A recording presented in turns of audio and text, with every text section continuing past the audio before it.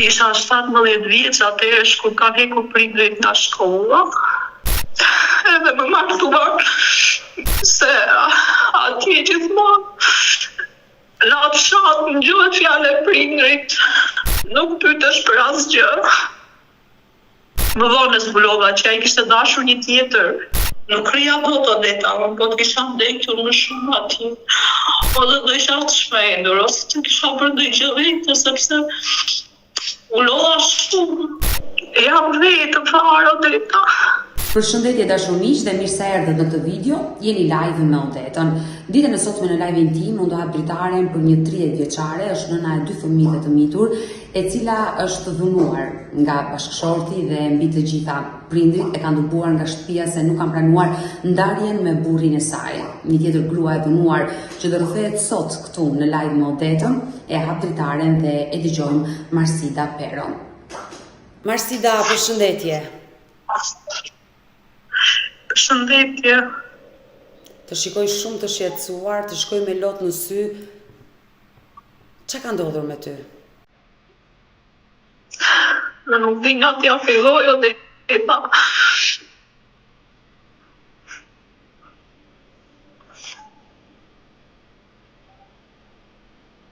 Mirë, qetësohu. Nuk e di nga t'ja filloj.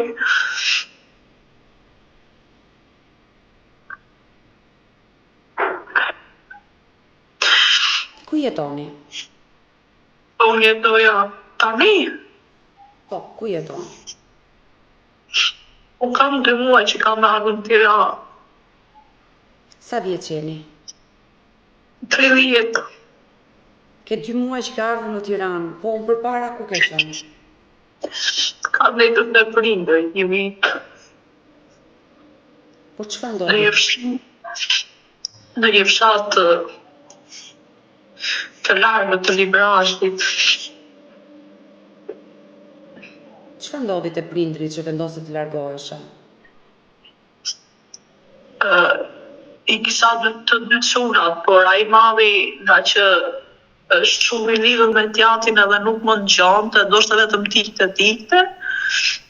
Më tha do iki ca ditë dhe do vi, më gënjevi, iku dhe nuk kthye më pastaj. Kurse me prindrit nuk shkoja mirë, nuk donin, më thonin le t'iki dhe çuni i vogël, shikoj jetën tënde dhe jepi atë çunin. Nuk sillshin mirë me fëmijët, as me të voglin, edhe nuk durova dot t'ika, erdha këtu te një shoqe në Tiranë, ta ca ditë, gjeta një punë, gjeta një shtëpi, pastaj më ndihmovi ajo aq me sa kishte mundësi, gjeta një shtëpi se doja shtëpinë afër shkollës, që t'lija djalin mos e kishte shkollën larg, që kur vija nga puna, shkonte në shtëpi, ta kishte shumë afër, kam gjetur shumë afër shtëpinë këtu në... E dashur Marsida, ti je ndarë me babain e fëmijëve të tu? Nuk jam ndarë Odeta, sepse kur e hapi gjyqin e parë, unë isha te prindrit, nuk më lejoni të shkoja në Elbasan. Prindrit e tu nuk kanë dashur që ti të ndaheshe? Jo, nuk kam dashur, thoshin, le të bëj çfarë doja, s'ke punë të ndahesh, opinioni njerëzve, fjalët, e kishin shumë problema, atje kanë problem gjithë këtë gjë. Edhe tani ai ka hapur një gjyq të dytë që jam e thirrur tani në datën 26 këtë muaj. Je në proces divorci? Po. Por fizikisht nuk jeton me bashkëshortin? Jo, nuk jetoj, ai është në Korçë, ka grua tjetër, jeton me tjetër, nuk jetoj fare me të. Por çfarë ndodhi që u ndave? Unë jam martuar me mbledhëri, si i thoni me shkruesi me mbledhëri. Po. Isha 17 vjeç, atëherë kur ka hekur prindrit nga shkolla. Sa e vogël ke qenë?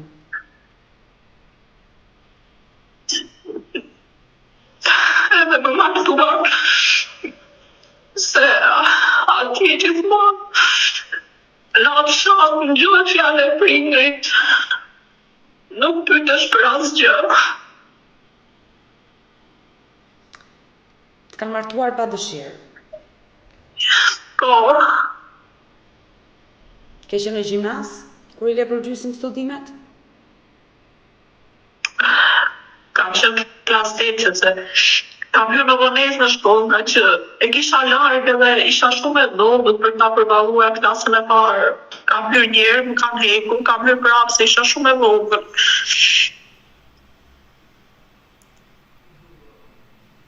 Pasi mbarove klasën e 8, nëna dhe babai të martuar. Po, Të më tregosh momentin kur të thanë që të kanë gjetur një burrë dhe ti duhet të largohesh nga shtëpia, besoj ka qenë nga momentet më të vështira dhe si historia jote dashur Marsida, janë plot vajza të reja që kanë patur fatin tënd. më kanë treguar edhe nuk kam thënë asgjë, as po as jo, thjesht ata e kam bërë të kryer vetë. Ju 17 vjeç, por burri sa vjeç ishte në atë kohë? Ai ishte 60 më i madh. E qartë. Keni qëndruar të fejuar apo me njëherë u martove?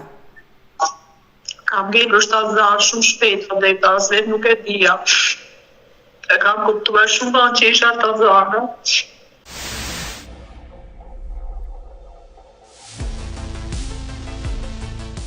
Ç'a ndodhi më pas? Asgjë dhe nuk ndodhi. Thjesht kur thosha ai binte si se keq, sepse ai më vonë zbulova që ai kishte dashur një tjetër, po nuk ja lejonte familja, domethënë e donin nuse nga fshati, nuk e donin nga Elbasani, nuk e di nga e njifta ai, nga e kishte ai, se unë e kuptova shumë vonë.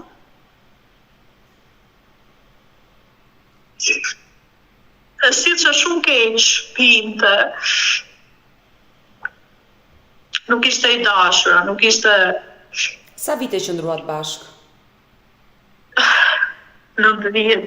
10 vite martesë ke konsumuar. Si quhet babai i fëmijëve të tu? Ernest. Pero se kam emrin e tij akoma. E qartë se akoma nuk e ke bërë divorcin. E dashur Marsida, në momentin që ti vajte në Korçë 17 vjeç, si të pritën familjarët e ti? Kam jetuar në fshat dhe në Korçë ka ikur shumë vonë te njerëzit e tia, ka ikur shumë vonë ai. Kam jetuar në fshat. Si ka qenë martesa jote me atë? Shumë keq, Odeta, shumë keq. Dhunë psikologjike, debate, ikte jashtë shtetit, punonte, vinte, domethënë nuk ka qenë i përkushtuar fare ndaj meje. Por pse ushtronte dhunë psikologjike ndaj teje? Domethënë si lindën konfliktet? Pse ai ndryshoi sjellje? Pinte, Odeta, pinte shumë. Ka qenë përdoruesi i alkoolit? Po. Por Ernesti, kur kjo gjë ndodhi me mbledhsëri, ishte dakord për martesën me ty apo prindrit e tij vendosën? Ra dakord, domethënë. Po nuk e dija se si i kishin bërë me prindrit, sepse ata nuk e di se si ishin knatruar me shtëpi, me gjëra, i kishin dhënë kush, jo do martohesh me atë që dhe me neve, ose ti s'do t'japim asgjë, nuk e di, kishte në emrin teatrit, çka kishte gjërat e tia, makine, gjëra, leka, nuk e di çka kishte në shtëpi dhe ata do ta largonin nga shtëpia nëse nuk e ngjanin.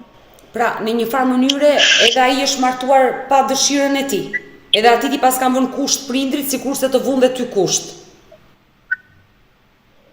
Po. Se ti më tregove që ai dashuronte një tjetër femër.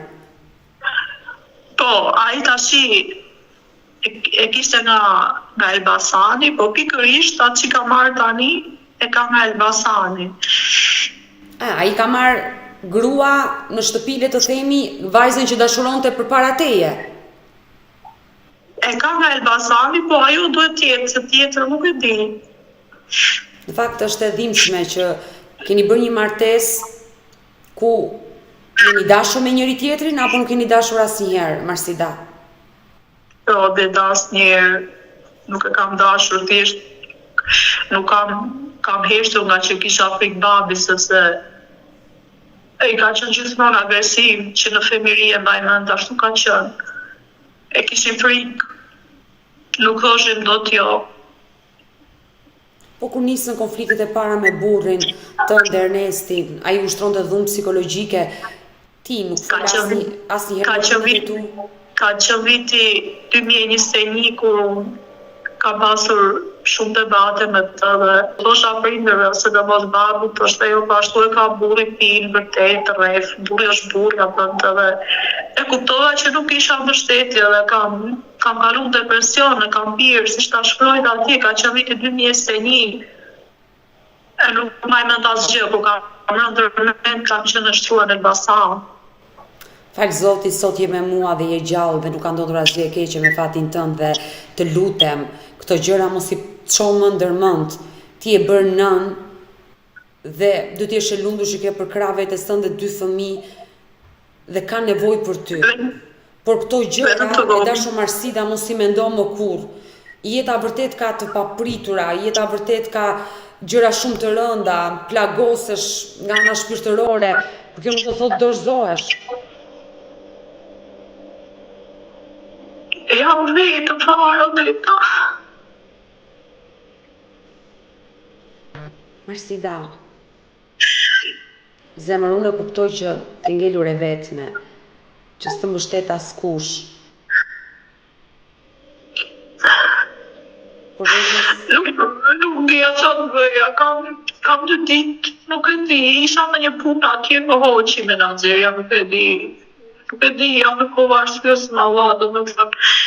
Edhe nuk dija çfarë bëja, është shumë keq. Mirë, mos qaj, nglidhe veten, për hir të fëmijëve gjej forca, nglidhe veten dhe për një vend pune do bëj unë përpjekje në maksimum që të gjej një vend pune.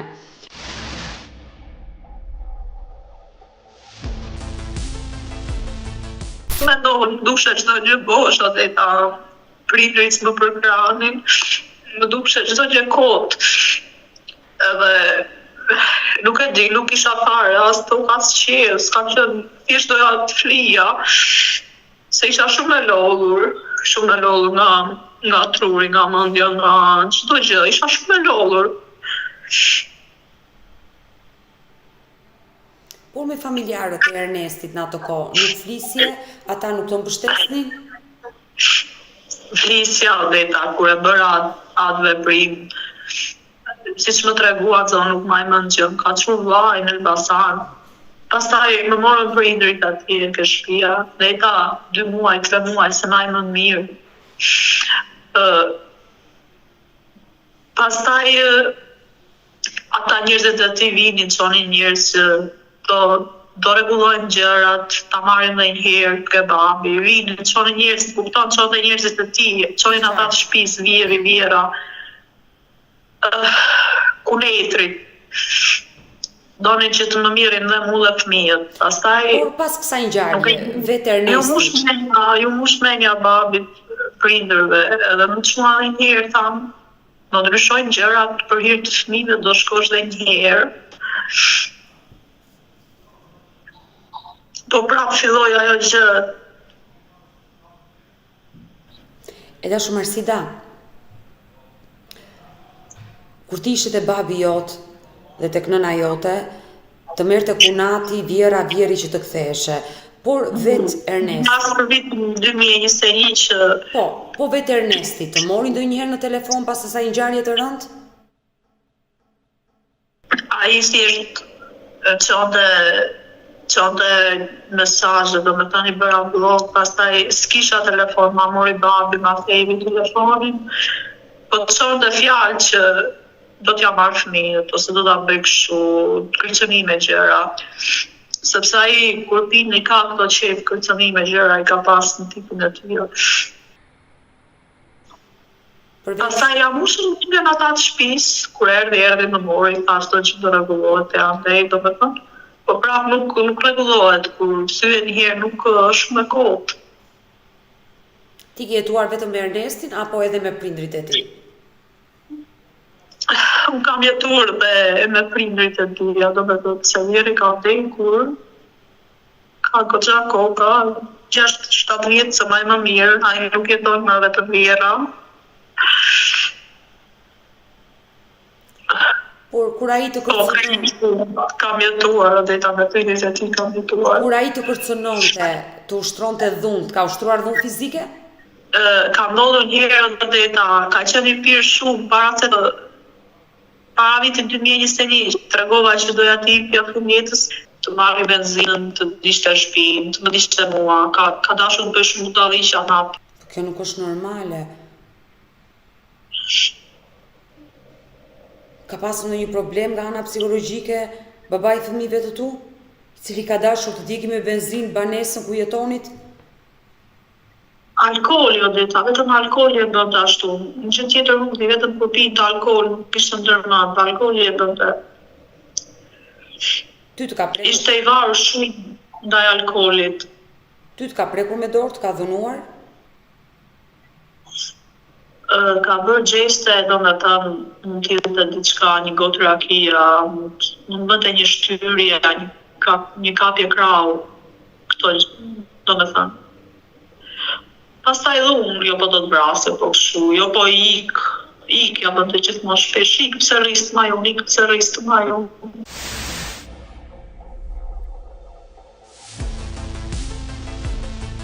Por marrëdhëniet me ish-vjerën tënde si ke patur? Me prindërit e tia? Po, ata e shikonin djalin, në çfarë gjendje ishte? Me Lirin kam pas marrëdhënie të mira, i fliste gjithmonë, i thoshte që ti nuk bësh më, e ke gabim, domethënë, po prapa i nuk gjote, kam pas shumë marrëdhënie të mira, kurse me Vjerën, jo aq, me Vjerën, nuk isha shumë marrëdhënie të mira, sepse ndërhynte shumë, domethënë. Nuk e di si ta them.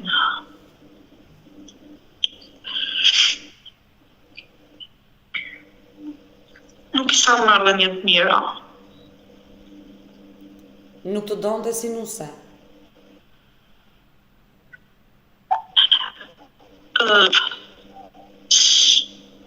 Jo, nuk më doshte fare, thjesht ajo donte që të menaxhonte çdo gjë vetë. Duhet i thoshe për shembull ti mirë leje, po të thoshte ajo shko do shkoje. Kur vjen ishte ndryshe, sepse më thoshte shko, më çonte, më vjen të mbrapa, më doshte shumë, pastaj çuan gjërat më keq, vajte më kuaj. E të shumë Arsida, par sa vitesh zbulove që bashorti juaj nuk ju donte, por ai dashuronte një tjetër femër? Ma ka tregu punata, e kisha lindur djalin, atëherë ma ka tregu punata ku kam gjetur një fotografi në dhomë të fshehur. Ai mbante foton e saj ende në shtëpi? Po e kam gjetur në dhomë, gjeta fotografinë e tij dhe ma ka tregu konata si histori, por nuk kisha çfarë bëja, s'kisha çfarë bëja, thjesht heshta, nuk kisha çfarë bëja, ma ka tregu punata se punatën e kisha nga ana ime. Si ta tërgoj këtë histori punata? Domethënë si u njohe ti me këtë histori? Ajo më tregovi mua, sepse unë e kisha komshi atje ku isha gocë dhe kisha muhabet shumë, i tregonin çdo gjë njëra tjetrës. Edhe kur gjeta fotografinë, e kam thënë se rria më shumë të në shpina që ai mund t'ikte s'ndodhë aty, punati rrite jashtë shtetit. Atë Vjeri me Vjerën ishin në lëvizje nga tokat, nga arat, edhe kur rinin bashkë, domethënë i tregonin çdo gjë njëra tjetrës. E kur gjeta fotografinë, i thash që ç'është kjo, çfarë e kemi? Edhe më ka thënë do të tregojmë, ka thënë do të betohesh, nuk do i tregosh njeriu. Edhe unë jam betuar, po nuk e dija që ishte kaq. Edhe s'u flisja pastaj, sepse u betova dhe nuk kam bërë asgjë, nuk kam heshtur, nuk dija çfarë thoja. Edhe më tregovi që ka qenë i lidhur me një gocë nga Elbasani, kishte lidhur një shok aty, sepse ai shoku aty ishte marrë nuse nga fshati i Elbasanit. Edhe e kishte njohur me shoqen e kësaj. Dhe po këta të shtëpisë kishin thënë nëse ti merr atë dhe i kish vesh shtëpisë.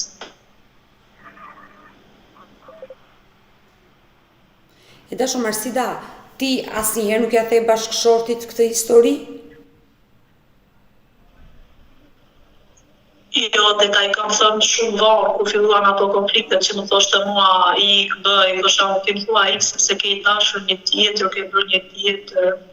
A I thoshte është puna ime, nuk ashtë të duhet ty, a e di unë atë punë, nuk me I plesjarin fare. Sepse nësa I ka patur një histori dashurie para teje dhe është ndarë dhe ka vazhduar jetën me ty, nuk ka asgjë të keqe në këtë mes. Të gjithë njerëzit mund të dashurohen, të ndahen në një moment, të vazhdojnë jetën e tyre, por e keqja qëndron nëse ai u martua me ty dhe vazhdonte të dashuronte atë vajzë dhe të kishte marrëdhënie sërish me atë vajzë. Kjo quhet tradhti. Pra ai vazhdonte me atë vajzë sërish? Unë nuk e di o dheta, unë vetë nuk pa ka zbuluar gjë, sepse unë nuk ishte shans t'ja prekja telefonin atyja.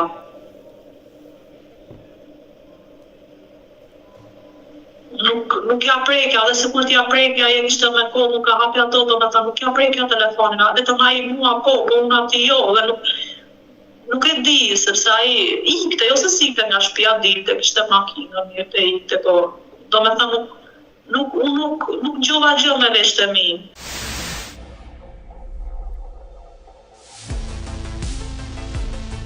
Të shumë Arsita, ju keni sjell një jetë 2 fëmijë? Po, 2 fëmijë, njëri është aty, është me të, I madhi. Ke 2 djem? Po. Qa moshe kanë fëmijët? I madhi është 13, I mushtanin maj. Edhe 100 të bësh, po I vogli? Ai 8 vjeç mushë tani, se që nga shkollë, se nga që I këturni 2. 8 vjeç. Por edhe kur u bot prindër që sollet një jetë 2 fëmijë, se keni jetuar bashkë 10 vite dhe nuk janë pak, dhe mua vjen keq që nuk e jetuar e lumtur me atë person dhe I ka ardhur fundi gjithçkaje, por edhe kur u bë baba, ai nuk ndryshoi? Jo, dhe ajo fare, thjesht ai nuk e kishte problem se ishin fëmijët aty, mund bënte çdo debat, çdo gjë. I fliste njerëzit, I bëni, nuk ndryshonte, ai ishte I varur nga alkooli, nuk ndryshonte, ishte shumë I varur nga alkooli, shumë. Po kur nuk ishte I pirë, nuk ishte I dheur? Ai është kapur në Pogradec, e kanë futur brenda, e kanë kapur në gjendje shumë të keqe, I kanë bllokuar makinën, pra punë për hir të fëmijëve, kanë luftuar shumë gjërsa e kanë nxjerrë, sa mi të keq për fëmijët.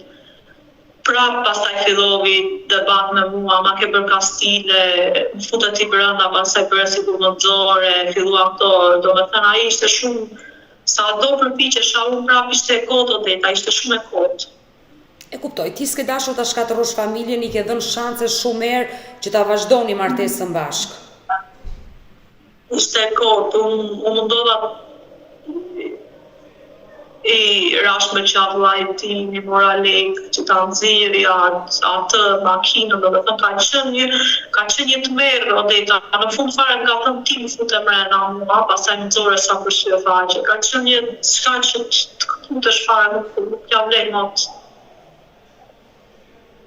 E të shumë Arsita, e kuptoj që I ke marrë vllai tënd para borxh për të nxjerrë nga burgu babajnë e fëmijëve të tu. Dhe ai në fund të akuzoi që ti më fute në burg dhe kjo gjë të ka rënduar shumë.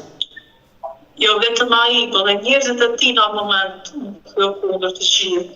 Që ajo ja ka bërë, ajo ka bërë. Po e dija unë që do ta bëja unë. Arsita, ti më thej që të gjithë ja bën alkooli. Pra ai është konsumues I alkoolit dhe kur është I alkoolizuar bën veprime të tilla, të kërcënon, ushtron dhunë psikologjike ndaj teje. Por kur ai nuk konsumon alkool, që nuk pi, si sillej me ty? Rinte serioz, do me thënë, rinte shumë serioz. Rinte atë buko se që do vëndë do lashe, do shë do ditë serioz, po nuk ishte ditë mos pinte odeta, nuk ishte ditë, ai do ditë çdo natë, do ditë çdo ditë, çdo natë, po do ditë. Si ta them odeta, si ta shpjegoj ai s'është do falte dashuria, po rëndësi mua, thjesht,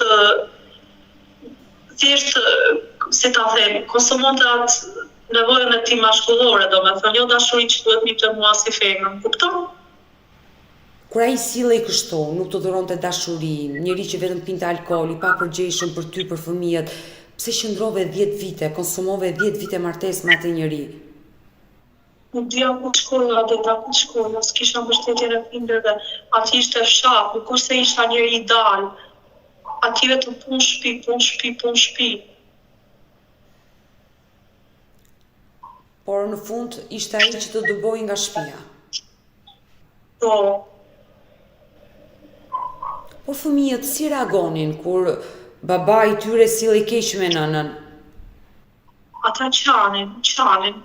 Kurse djalin e madh kur ka marrë, mezi e ka marrë kështu, nuk do shta të vinte, mezi e mora, pastaj ai prapë thoshte do iki. Është mi ashtu, nuk rrin me mua ai. Është i lidhur me babain. Me lidhur. Kurse i vogël nuk ndahet, ai thot nuk dua të flas sot sa ai thot, ai s'të desh ty thot. Fëmijët janë pafajshëm. Po ti e ajo, as i kam ndaluar të flasin, as e kam ndaluar.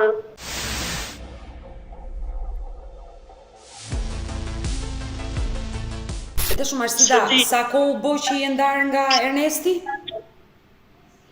Që kam e ndarë, si kam ndarë o dhe ta me lejta. Jo, që je ndarë fizikisht, që ke ikur nga shtëpia ti. Po bëj 2 vjetë, si kam bërë 2 vjetë, jo, 1 vit e gjysmë, po, 1 vit e gjysmë shumë, se maj më të mirë.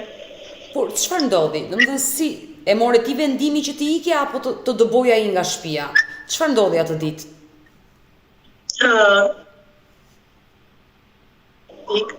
Pastaj ka dalë ka pirë, dhe ka dalë atë ditë edhe unë pastaj u shpirti, thash po iki te prindrit, do shta ndryshojnë dhe ata, më mbështesin. More fëmijët dhe ike. Mi mirë në telefon, pastaj thoshte më mirë fëmijët, dua fëmijët, vetëm për fëmijët, thoshte më mirë, më sjell, thoshte mirë të prindrit, i shante, i kërcënon në telefon. Vetëm për fëmijët, ata e nani thoshte po fëmijët i dua unë, thoshte i dua unë. Por do vendosi gjykata se ku ju t'japi kujdestarin 2 fëmijëve të mitur, që sigurisht fëmijët në këtë rast i madhi është 13 vjeç dhe do të qëndrojë me babain, gjykata mund t'i ndajë të 2 fëmijët. Djalin e madh t'i japi kujdestarin babait, ndërsa djalit vogël t'a japi ty kujdestarin. Është gjykata, ju tani jeni në proces divorci, ai është drejtuar gjykatës i pari, sepse bashkëton me një tjetër grua. Është herë 2 që drejtohet gjykatës, ai po. Por në momentin që ti shkove me 2 fëmijë tek nëna dhe babai, sepse kjo gjë më dhëm shumë. Kur një vajzë dënohet nga babai i fëmijëve dhe prindrit nuk e presin, kjo gjë më dhëm, sinqerisht Marsida. Në momentin që ti shkove te nëna dhe babai, dhe ata e dëgjuan me veshët e tyre se si ai të kërcënonte ty, kërcënoi dhe ata. Si u sollën me ty? Po, ata thoshin, po ti thoshin një ali e fëmijë, thoshin le të bëte qa donte me fëmijët e tia, pse i more? Ata janë dhe fëmijët e tu, si mund t'i lihet i fëmijët. Dashu Marsida, mirë babai që ka qenë sa herë i egër me ty. Por nëna? Ajo nuk pasardon në drejta, sepse ajo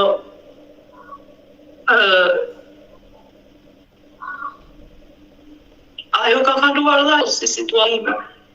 Jo si je imja për shembull, po thjesht e mend që e vogël. Babi ka qenë shumë i egër, ka qenë shumë i ftohtë, dhe me mamën, dhe me neve, ka qenë shumë i ftohtë. Nuk e kemi marrë kur atë ngrohtësinë e babait. Edhe ajo do bëj çfarë do thot ai. Si ka bërë gjithmonë. Nuk e ka fuqinë. Nuk e ka fuqinë. Por në një farë mënyre në heshtje të kam mbështetur. Në heshtje, dhe s'ka që a bërë më shumë, ajo s'më demandot më shumë.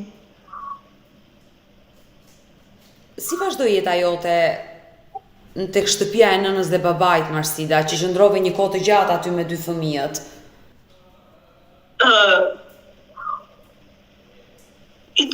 I pata qëra në shkollë, sa atje për shkollën, atje në fshatë 2.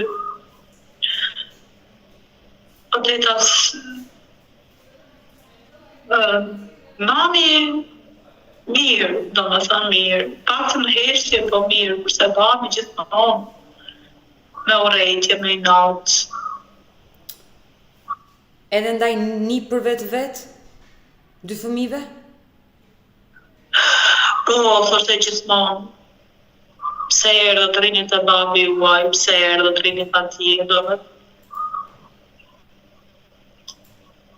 shumë ftohtë dhe da, njerëzit shumë të ftohtë, nuk e di pse.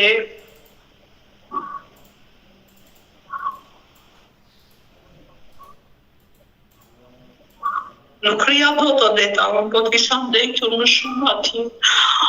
Po dhe do isha të shmendur, ose të kisha për ndoj gjë vetë, sepse u lodha shumë.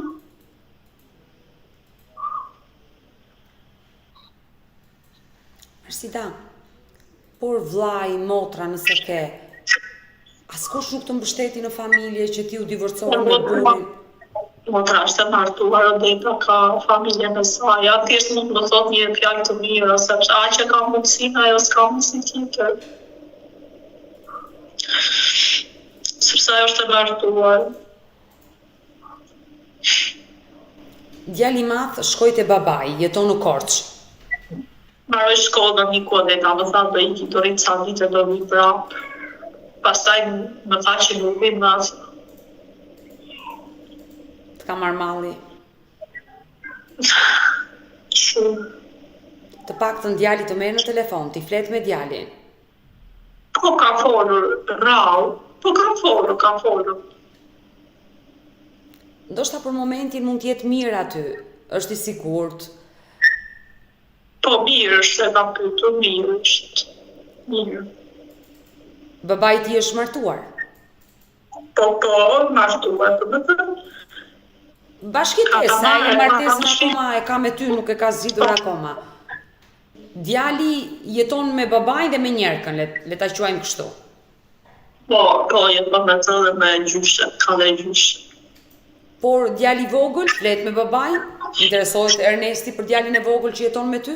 Ka folë shumë rrallë, sepse kë nuk do veta, i thjesht nuk do. E dashur Arsida. Edhe me të vëllain që fleti the mund foli, e marrë me të mirë që i flet të vëllait, sepse ai nuk do. Foli djalit vogël që të paktën dy vëllezërit mos humbi kontaktet me njëri tjetrin. Ndoshta Zoti mund t'i ndaj fatet e tyre, njëri të rritet me babain, njëri me nënën, por janë vëllezër. Nuk e kam lënë, ka folur, e kam afruar, domethënë, po.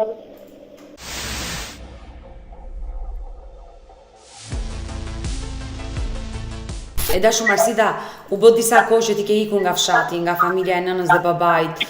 Çfarë të tha babai në momentin që i the do iki nga shtëpia?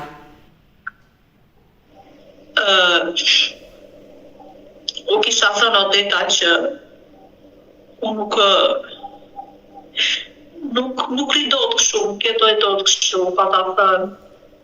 Por ta thoshte që nuk dele gjallë, apo dhe babi, do me thënë, kurse nante, nuk do dalëshe gjallë, nuk ka shans t'i kështi, jo. Se u pa ta thënë që televizja, do me thënë, kishta një parndime të paktën, a një puna, a një gjëtë, më ndihmoni, nuk ishin dakord fare, po shte babi jotë, do të thoj dhe cunin e vogull.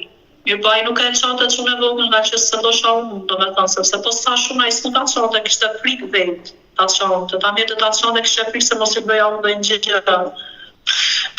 Ka mi kur patën, si shte ta shkrojta në mesazh. Dhe një shoqe këtu, gjeta një punë, pastaj ka afrosh shkolla, dushe një shtëpi afër shkollës edhe pashi njoftim, e kam shumë afër shkollën, se thosha tiki në punë, ta lëtë shumë në afër, të shkoj në shtëpi edhe vi se kam. E kuptoj, gjeti një shtëpi me qira afër shkollës ku regjistrove djalin që ta kishe më afër. Por sot babait ka marrë në telefon apo nëna? E din ata se ku jeton ti? Jo, Odeta, jo. Ata e di që jam këtu, po ka thënë dhe të bëj qatë dojë, për ne nuk është ma. Arsida, mua bën shumë keq që nëna dhe babai juaj mendojnë kështu.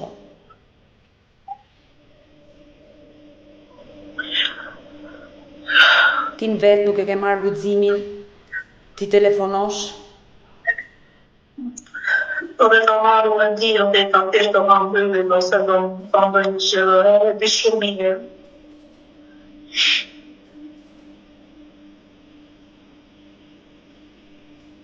Edhe kështu të ngelur e vetme, në mes të Tiranës. Nuk dhja që ato më bëja, unë të vetëm kur. Shikoja shumë emisione që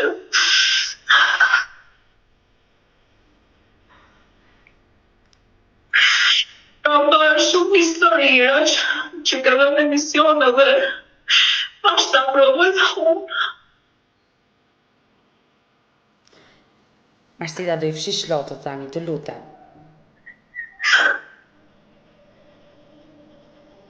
Do të gjesh forcën për t'ja dalë, sepse duke qarë, më beson nuk zgjidhet asgjë. Thjesht e lmosh shpirtin tënd, lodh anën psikologjike tënde, lodh gjithë veten tënde dhe nuk fiton asgjë. Prandaj do t'i fshish lotët, të mbledhësh forcat dhe t'ja dalësh. E kuptoj që është shumë e vështirë, e dashur Marsida. Nuk është e lehtë e vetme të jetosh në Tiranë, me një fëmijë, me shtëpi me qira, me një punë që sado ta kesh rrogën, nuk përballohet jetesa. Nuk je as e para as e vetmja grua që nuk e dashur nga partneri, që ka ushtruar dhunë psikologjike, që e ka kërcënuar, nuk je e para femër që prindrit nuk e mbështesin vajzën e tyre, por e dëbojnë dhe nuk e hapin më derën. Si puna juaj fatkeqësisht Marsida në vendin ton, në Shqipëri ka plot nëna të reja që ndodhen në tilla situata. Por vjen një moment që jeta të përplas kaq keq, dhe ti duhet të rrasësh mendjes, të fshish lotët, të gjesh forcën dhe për të ecur, për t'ja dalë. Vetëm këtë gjë duhet të mendosh. Nuk ka rrugëzidhje të mendosh të shkuarën. Harroje të shkuarën. Harroje babain e fëmijëve, harroj çka ke vuajtur, çfarë ka ndodhur me jetën tënde. Tani mendo vetëm për përpara, çfarë duhet të bësh. Dhe se si duhet të vazhdosh jetën tënde. Ti je shumë e re. Je shumë e re në moshë. Edhe pse je martuar e vogël, 17 vjeç, ke konsumuar 10 vite martesë, je nëna e 2 fëmijëve, por unë ta garantoj që bashkëmoshatarët e tua ende nuk e kanë nisur jetën, nuk janë martuar.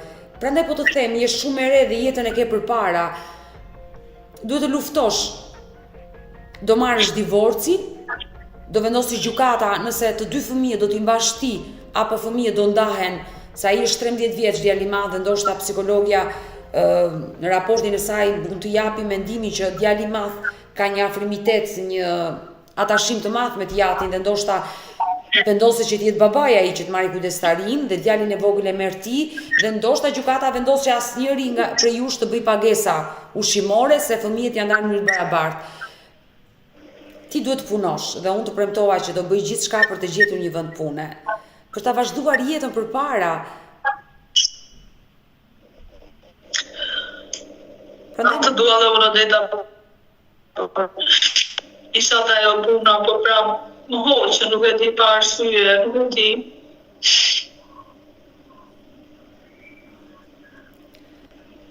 Okej, ndoshta ka ndodhur diçka, mund të kenë vendosur që mos të mbaj në punë, 3 ditë e para, që ka pëlqyer performanca juaj, çrëndsi ka punë të tjera plot.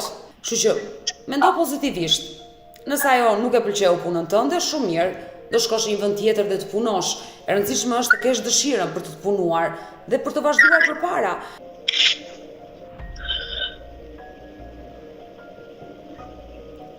Marsida. Sinqerisht, Po. ma më erdhi shumë keq që në momentin që lexova mesazhin e parë që ti më dërgove. Tani që dëgjova gjithë historinë që më rrëfeve, më erdhi akoma më shumë keq, se dëgjova me detaje nga goja jote gjithë atë që kishe kaluar. Po e kam shumë vështirë tani, shumë vështirë. Edhe të besoj, fillimi është shumë i vështirë.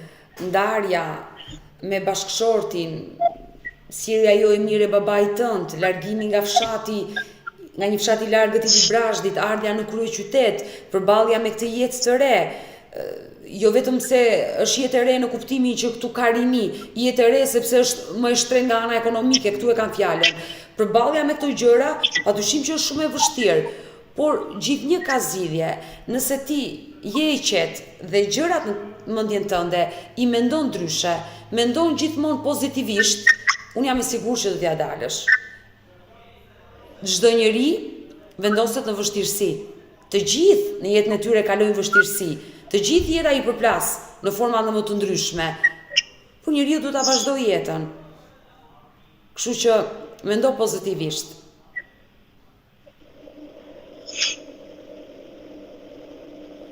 Zemër, ne do mbetemi të dyja bashkë në kontakt. Unë dua që të bëhet më e mira për ty dhe vazhdoj ta përsëris, do bëj të pamundur që të gjej një vend pune, të nisësh punën. Faleminderit Odeta. Gjatë gjithë kohës, kokën e mban ulur dhe nuk më shikon në sy. E kuptoj, ul kokën dhe fshi lotët. Marsida, buzëqesh. Jeta vetëm një herë jetohet e dashur Marsi.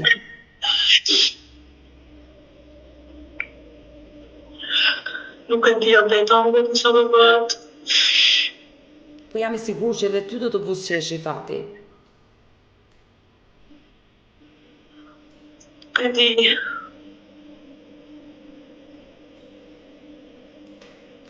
Mirë, do mbetemi në kontakt Marsida. U bëft më e mira për ty, të pu dhe të përqafoj. Odeta, shumë faleminderit. Mirë të dashurisht, kemi ardhur në fund edhe për këtë video. Unë ju falenderoj që nduat me mua deri në fund të këtij live-i. Uroj dhe shpresoj që kjo 30 vjeçare, kjo nën të gjej forcat për t'ia dalë. Nuk është e para grua që është divorcuar nga bashkëshorti, por fatkeqësisht nuk është e para grua në Shqipëri që është dhunuar, është keq trajtuar dhe është dëbuar nga babai i fëmijëve dhe mbi të gjitha nuk e kanë mbështetjen e nënës dhe babait. Uroj që këtë live me Odetën, babai i saj ta ndjeki, të ndërgjegjësohet dhe të mbështeti të bijën e tij. Ndërkohë dashumiq, nëse dhe ju keni një histori dhe doni që zëri juaj të dëgjohet, mos hezitoni të më shkruani në numrin tim të telefonit 069 99 55 698 që ndodhet poshtë ekranit tuaj, por mund të më shkruani dhe në adresat e mia online, siç janë në rrjetet sociale Facebook, Instagram dhe TikTok me emrin Odeta Dumemandro dhe këto janë faqet e mia zyrtare.